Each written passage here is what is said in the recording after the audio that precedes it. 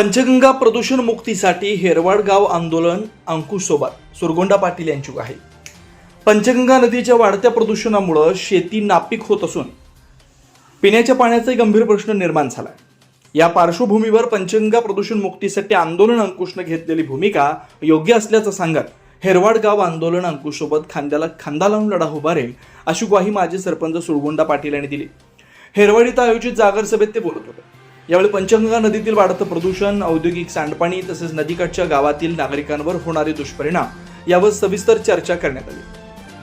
पंचगंगेचं पाणी दूषित झाल्यामुळे शेती उत्पादन घटत चाललंय। अनेक ठिकाणी पिकांचं नुकसान होत असल्याची भावना ग्रामस्थांनी व्यक्त केली। तसेच पिण्याच्या पाण्याचा प्रश्नही दिवसेंदिवस गंभीर बनत असल्याचं सांगण्यात आलं।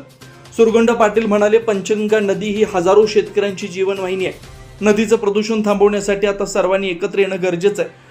आंदोलन अंकुशनं सुरू केलेल्या लढ्याला हेरवाड गाव पूर्ण ताकदीनं साथ देईल।